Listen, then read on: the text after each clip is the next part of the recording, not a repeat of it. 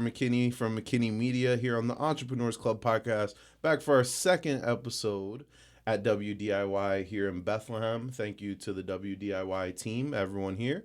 We have a very special guest. I always say that, but today is a very, very special guest. We have Labrel Simone, founder of FabxCozy Events. Labrel, could you tell the people a little bit about yourself? Yes, my name is Labrel Simone, founder and owner of FabxCozy Events. I host and build events within the community. I also plan corporate events, weddings, and as well as community events as well. So I'm so excited to be on your podcast today and ready to get into this interview. Yeah, absolutely. So it's actually really full circle, guys, because here in the Broadway building here in Bethlehem, this is the same place Labrel and I had our first event. So it was a Halloween party, the photo party for those that know. For those that don't, the photo party was a networking event to bring together people into a space where they could network and have fun and stuff like that. And Labrel helped that event come to life. It was really successful. And now we're doing events all the time, and she's even planning my wedding. So, Yes. Labrel, can you tell the people a little bit about your early life? Where do you come from? What got you started in events? Okay, so I'm a New Jersey girly. I was born and raised in New Jersey. I have a little bit of New York in me as well because I would visit New York City on the weekend to visit my dad's side of the family. I have a performing arts background, so from a young child, I was always in the performing arts. I graduated here from the Lehigh Valley Charter High School in Bethlehem at the performing arts, and I was always a theatrical kid. I always was on stage, vocalizing, always behind production. So naturally, it's something that just was a part of me. And then after college, I moved to New York City to work in fashion industry. I did internships for fashion shows. So I always was behind the scenes. I always kind of got intake on the production side of events, and that's what grew my love. And also, a fun fact is I realized this last week when I was talking to my cousin. I used to work at Chuck E. Cheese in high school. Wow. And I totally forgot about that. And I used to do the events there. And I used to love doing events there. And I totally forgot. We was talking about something. And I was like, yeah, I used to work at Chuck E. Cheese. So I guess it was something that was like destiny for me. And in the past 2.5 years, I just been going full force with planning, making community connections and building relationships within the local community and beyond. And this is something I just really love to do. I have a passion for it. And as I like to say is I'm so big on relationships when it comes to my clients and wanting to grow with them through all their milestones. Like I did your Halloween party. I also did some things with McKinney Media. I did one of your personal events, and now I'm doing your wedding. So this is an example of how I want to lead with my business and how I want to present FabxCozy Events. Absolutely, yes. This is great. So let's get right into it. I'm an event organizer, as you know, as well, putting on community events and stuff like that. And you are too. So can we talk about, before we go into that, I'm getting excited. Can you talk about FabxCozy? What does FabxCozy offer from A to Z? Like, what's your service area? And like, what is the ideal client for FabxCozy? Tell us about FabxCozy. Yeah, so FabxCozy, we offer a multiple amount of services. We offer day of coordination. So for instance, for wedding, we offer day of coordination, pre-planning, we offer full planning, partial planning. We also offer services with corporate events. So for brand activation, we also do community engagements. We do a vast amount of events within the service. I say FabxCozy, we customize our experiences because I realized while doing this, like nobody love story, no one event journey is the same. So we like to customize the experience for our clients, and that's what makes us unique because there's not, I wouldn't say we have a particular or a certain type of client. It's just a client that's willing to let us in, let us really embrace their event journey. And that's the client that we love to service. I love that. Yeah, because even photography, it's yet, another part of the event. So you're the planner, I'm the photographer, videographer, etc.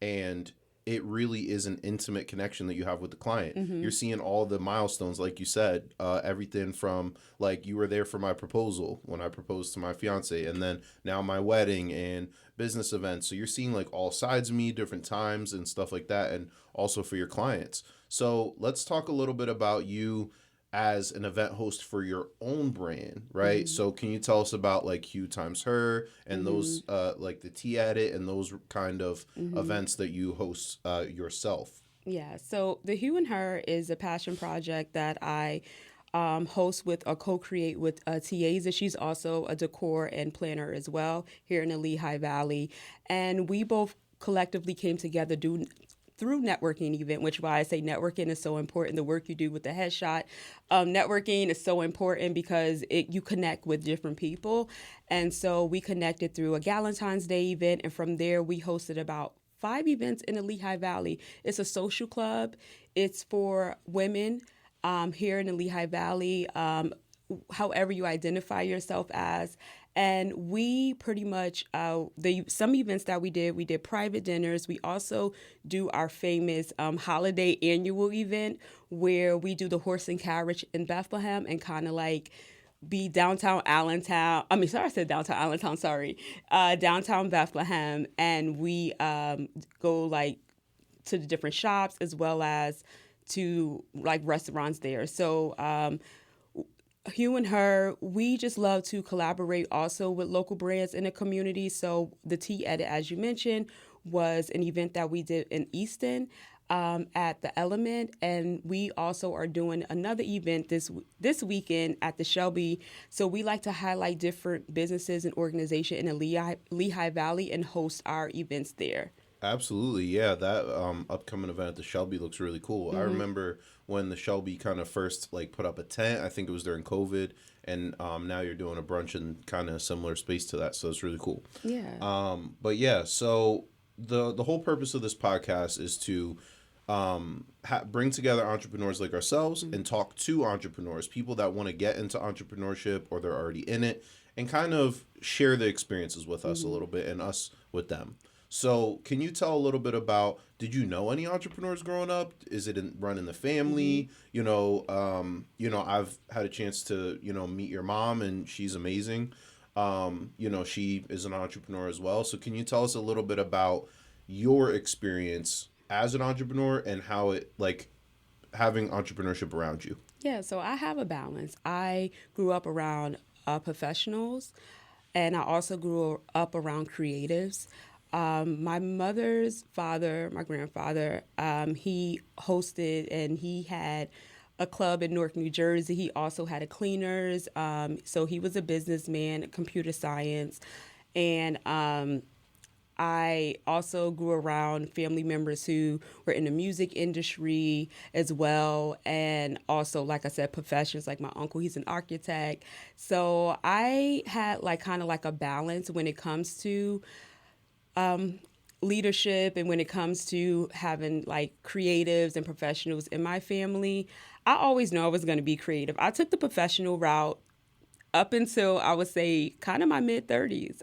I was in professions, but I decided like in my mid 30s that it's time for me to really do what I love to do and take that risk. And it's been a journey. It's been a journey because when you're an entrepreneur, you have to be disciplined. But in order to be disciplined, you have to have a vision. And that vision gear your discipline. And I had to learn that. I had to learn that I need to get up early. I need to set a schedule for myself because when you are going to a traditional workplace, you kind of have things, not all the times, but laid out for you. You kind of are prepared for your meetings, you prepare for your weekly goals. And when you don't have anyone ringing your phone, when you don't have any inquiries coming in, what are you doing? So I decided to take that time to create a foundation, to create systems in place. So when clients do reach out to me, I know how to move forward in that interaction and not wait for somebody to reach out, but also continue to do the work even when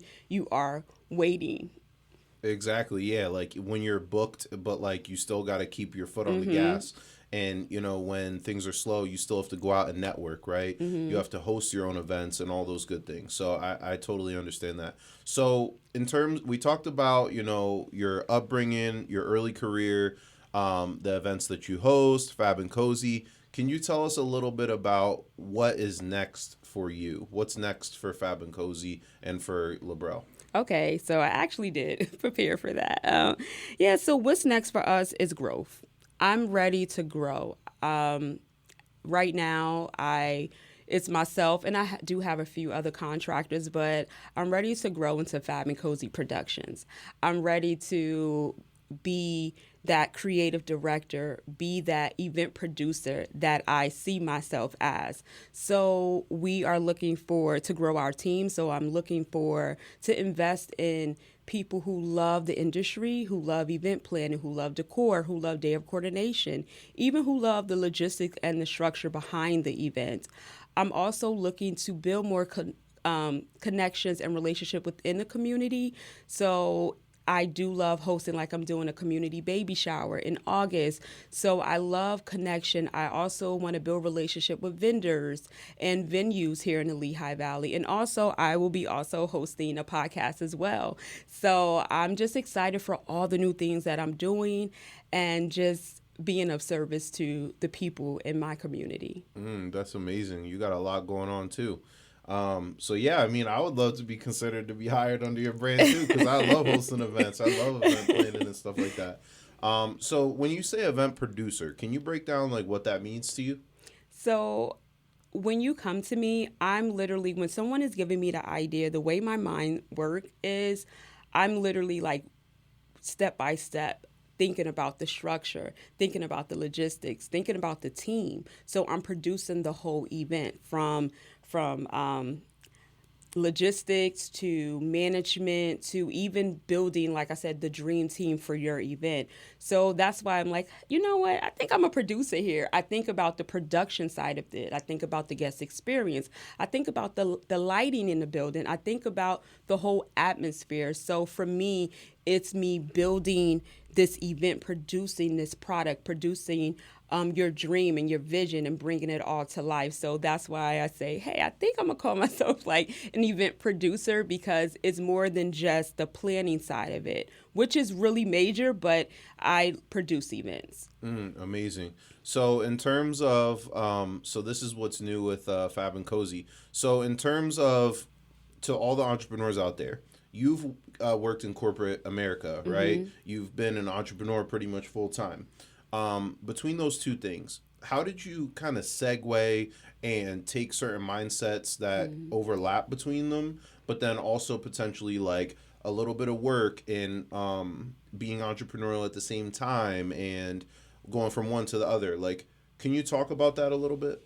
Yeah, so I say it's a balance. I feel like whatever opportunity you get, you can always learn from. I started in retail. I started as a sales assistant. Well, like I said, I started at Chuck E. Cheese, but that taught me how to engage, how to pivot. Sometimes things didn't go well, or maybe the pizza was coming out late, so I had to figure out, okay, how I'm going to entertain the children, the guests. So you just learn from those experiences. I've learned from retail how to no problem, you can solve any problem. So I never look at things like it cannot be solved. When I started in retail, I was a sales associate, then I moved to a manager. I had to manage a team. I had to understand people's weaknesses and strengths. I had to know how to delegate when it comes to roles and who should go where, who should be placed in what department.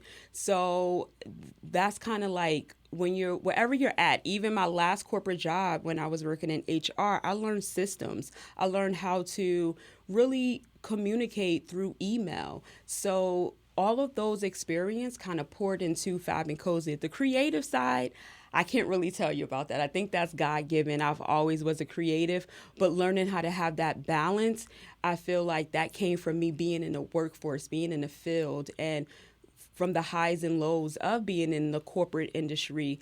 All of that kind of made me a well-rounded event producer, event planner. Yeah. Wow, that's amazing. So in terms of working with community partners and stuff like that, what do you look for in a collaboration, because I feel like there's that word collaboration, right? And some people, it's a great word, but like for me in a creative industry and being an entrepreneur, when people say they want to collab with me, it was giving, I don't have a budget and I want you to do free work. And doing pro bono work and getting those kind of portfolios to build up and build relationships is cool. But at the same time, when you start to build, it's really important to get paid for what you do. You know what I mean? Yeah. So how do you approach like collaborations and like partnering with other organizations, like, and welcoming new energy in this chapter for you? Yeah. So for me, I can't do my job without a team. Even if I'm working solo, I maybe need someone to do a balloon installation. I would need a photographer. I would need a DJ. So the word collaboration for me is us working together as a team. So when I think of the word collaboration, I'm thinking of partners that I can connect with and communicate with on us doing events together, where I'm like, okay, someone may reach out to me and say, hey, I'm looking for a DJ. And I'm like, I know who to go to. Or if they need a photographer, I know who to go to. So for me, it's more about building, it's more about that. And with collaboration, I look at the project itself. So not everything, not everything that is considered quote unquote free doesn't mean that it won't pour back into you. So for me, if someone come with me with a project, necessarily there's no money involved or anything like that, and you're looking for like pro bono work, I kind of look at the project and see how it resonate with me, how it can pour back into what I'm doing, what I can learn from doing that project.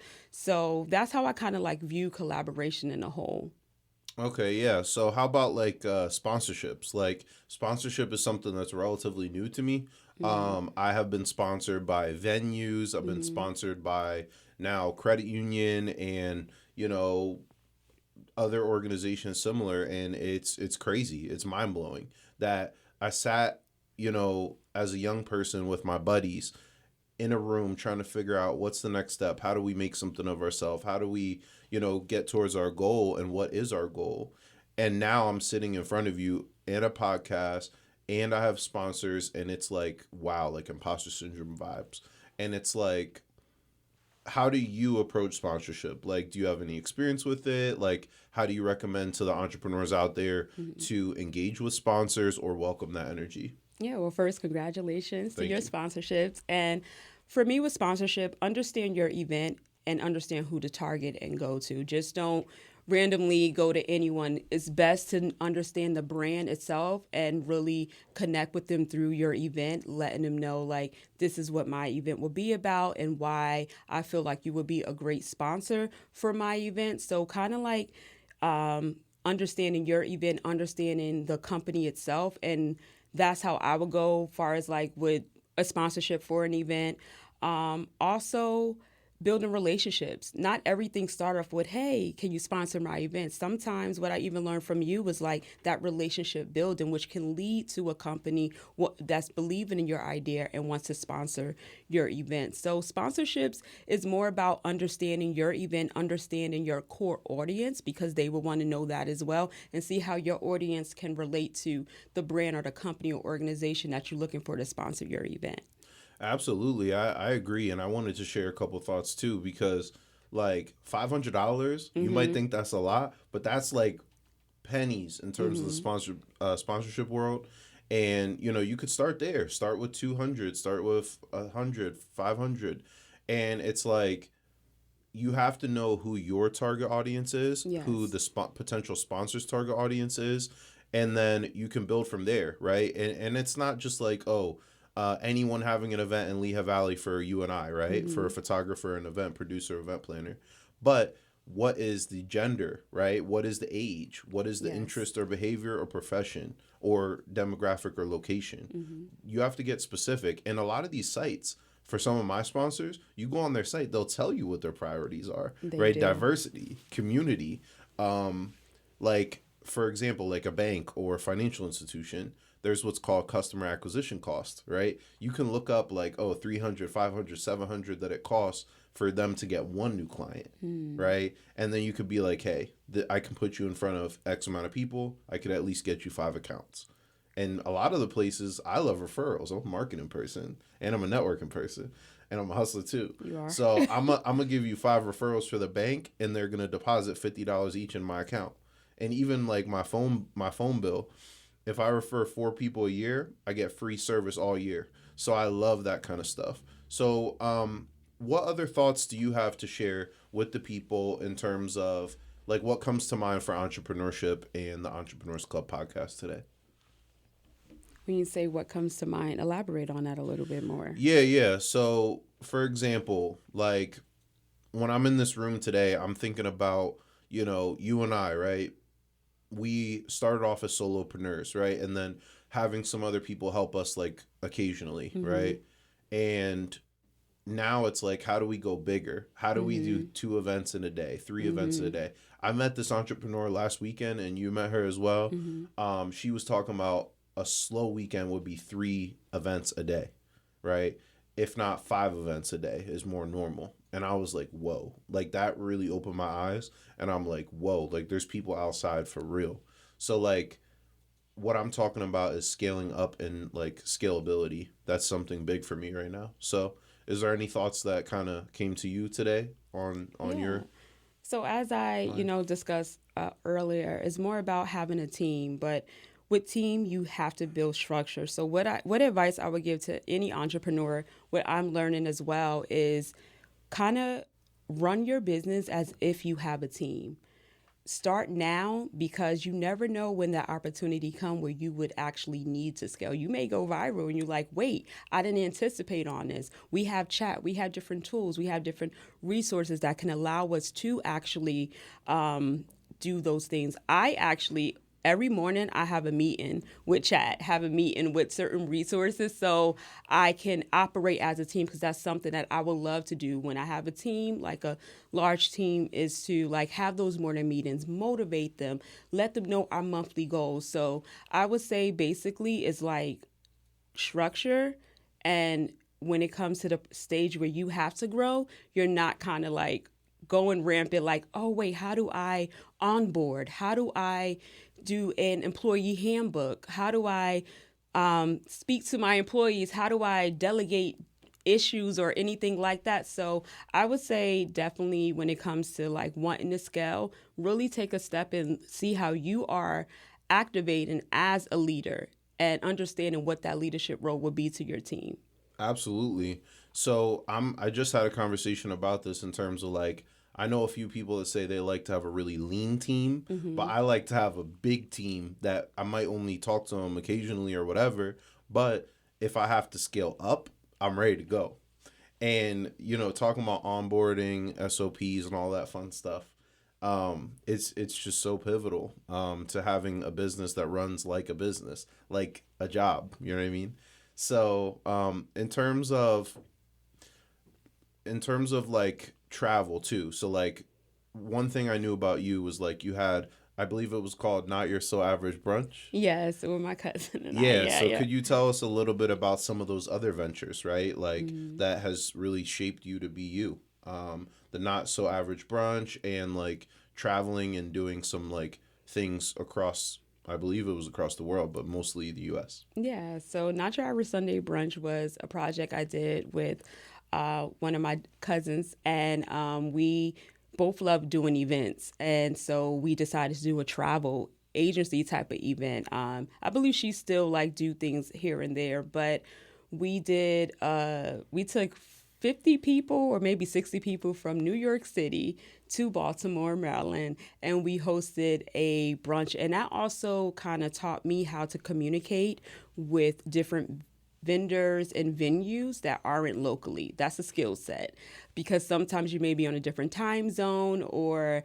sometimes it could be a language barrier. So Mm-hmm. all of those things were a learning curve, and actually like taking 60 people on a bus, communicating with the guests, creating the itinerary. It was so amazing. We also did Miami, a 3-day weekend. So that's something that people do with their weddings. They have like a 3-day multicultural wedding weekend. So that kind of geared me into that type of experience, like communicating with the hotel, some rooms weren't ready. So knowing how to pivot and making the guests feel welcomed. And even we actually had a hurricane. It was a tornado or something like that that happened where people flights got delayed. So I had to kind of navigate that. So it's, things are never really perfect, but it's how you view the situation and how you pivot from it.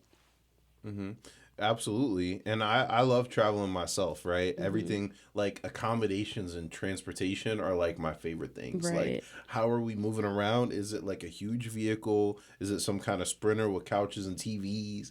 Is it like a beautiful hotel or Airbnb? Shout out to Airbnb. We talking about sponsorship. I need Airbnb. Airbnb because I I love need one Airbnb. too. Yeah, because I actually own Airbnb stock. I love Airbnb. But yeah, so I really enjoy traveling. So do you see yourself doing something similar to not your so average Sunday brunch or like the Tea Edit or like Hugh Times Heard? Do you see yourself doing something more traveling that's not just like the Lehigh Valley? Yes, of course. I would love that. If you are looking for someone to host your event that's not, that's abroad, I'm here.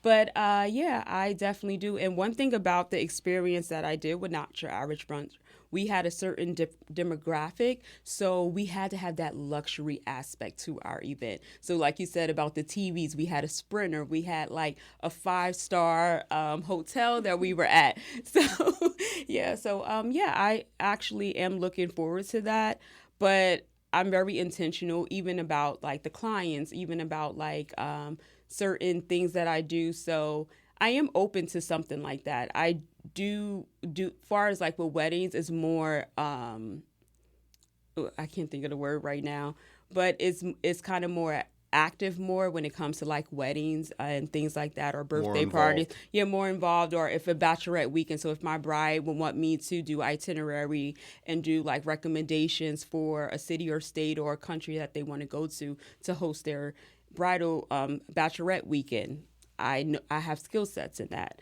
So, but I am so also looking for partnerships with travel agencies. That's something that's on my list. So it's ironic that you brought that up. Yeah, yeah. I like I said, I enjoy traveling, in terms of like birthdays and, Mm-hmm. special holidays and family milestones. I love all that stuff. And I definitely would like to host some kind of event that's more on the social club side, Mm-hmm. similar to you.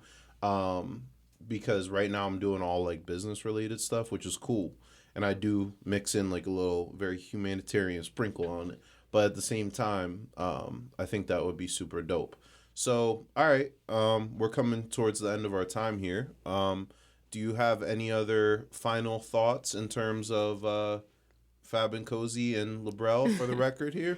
Well, I just want to say thank you so much for providing a space for entrepreneurs. And I truly appreciate being a part of this podcast. And I would just say you can find me at FabxCozy on pretty much all platforms. Is FabxCozy.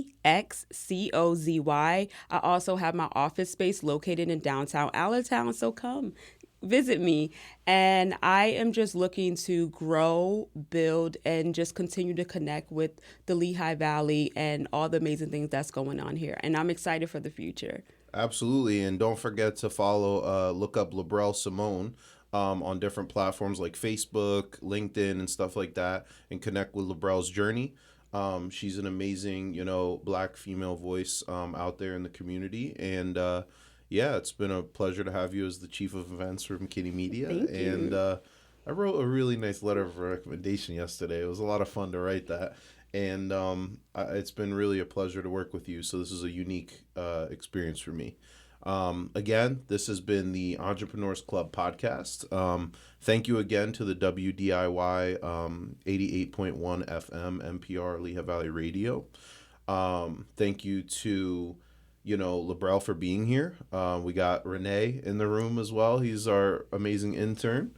And follow us, Carter McKinney, on every platform.